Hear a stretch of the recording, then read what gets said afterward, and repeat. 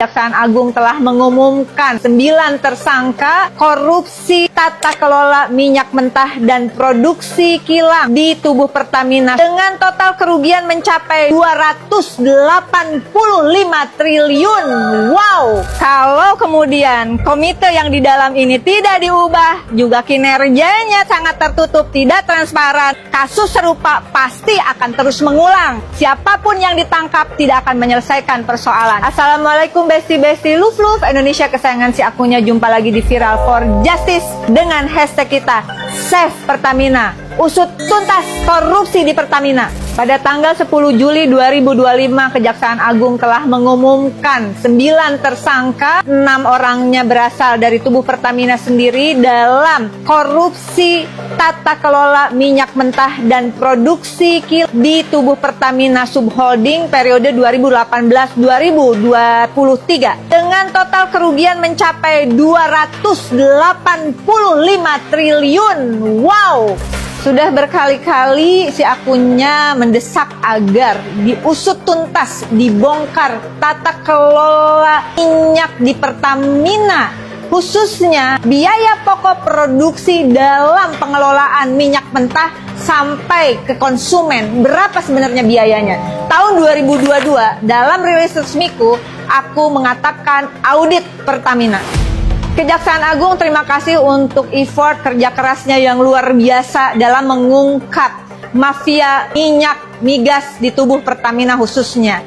Namun demikian, aku ada catatan, ada suatu komite yang penting diketahui oleh publik berada di tubuh Pertamina Patraniaga. Komite tersebut bernama Komite Pengembangan Investasi dan Manajemen Resiko di Patraniaga. Komite Pengembangan Investasi dan Manajemen Resiko atau disingkat KPIMR tubuh Pertamina Patraniaga memiliki fungsi dan tugas yang sangat penting dalam pemantauan untuk terjadinya good corporate governance supaya nggak ada korupsi di tubuh Pertamina. Berikut beberapa tugasnya. Memberikan rekomendasi dan masukan kepada Dewan Komisaris terkait kebijakan, strategi, dan program investasi serta manajemen resiko. Lalu kemudian memantau dan mengkaji resiko, termasuk resiko yang dihadapi perusahaan terkait operasional, keuangan, strategis, dan kepatuhan. Dari situ lalu harus ada evaluasi resiko, efektivitas sistem manajemen yang diterapkan oleh perusahaan, sampai kemudian ada peninjauan kebijakan yang berkaitan dengan investasi dan manajemen resiko termasuk risk appetite dan risk tolerance.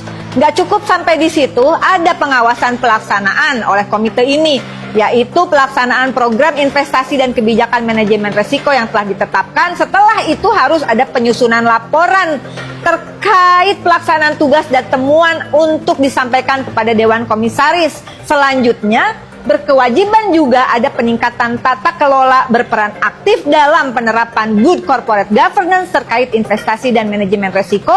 Selanjutnya, tugas lainnya adalah penyusunan rencana kerja, menyusun rencana dan program kerja tahunan yang mencakup kegiatan, anggaran, kebutuhan, pengembangan kompetensi anggota komite, dan juga penanganan pengaduan. Jadi kalau ada pengaduan, komite ini juga memastikan adanya mekanisme penanganan pengaduan terkait proses investasi dan manajemen risiko. Dan kemudian juga harus ada evaluasi kinerja komite secara berkala, baik melalui self-assessment maupun evaluasi oleh Dewan Komisaris. Jadi jelas bahwa Komite Pengembangan Investasi dan Manajemen Risiko di tubuh Pertamina Patraniaga memiliki peran yang sangat strategis dan penting. Singkat kata adalah menjamin keberlangsungan dan keberhasilan investasi serta pengelolaan risiko yang efektif di tubuh Pertamina Patraniaga. Jadi jelas kan, nggak mungkin kasus di Pertamina tanpa diketahui oleh mereka yang bertugas di Komite Pengembangan Investasi dan Manajemen Risiko Pertamina Patraniaga. Dengan demikian, si akunya merekomendasikan, pertama, mendukung Kejaksaan Agung usut tuntas mereka-mereka yang berada di tubuh Komite Pengembangan Investasi dan Manajemen Risiko Patraniaga. Terindikasi kuat mereka adalah orang-orang yang juga bekerja di tubuh Pertamina sendiri dan di beberapa kementerian yang terkait dengan mineral dan gas. Oleh karena itu, terindikasi kuat adanya konflik kepentingan dan power abuse di dalam tubuh komite ini.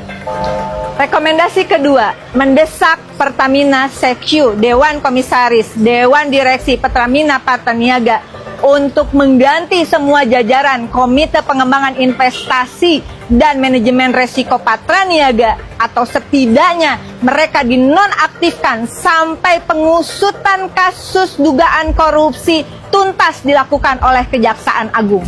Bagaimana pendapat Besti-Besti? Kalau kemudian komite yang di dalam ini tidak diubah, juga kinerjanya sangat tertutup, tidak transparan, kasus serupa pasti akan terus mengulang. Siapapun yang ditangkap tidak akan menyelesaikan persoalan. Kita beri dukungan penuh untuk Besti-Besti di Kejaksaan Agung, terus berjuang semuanya. Tetap semangat, kita beri dukungan. Never give up Indonesia. Salam sopan Indonesia. Mwah.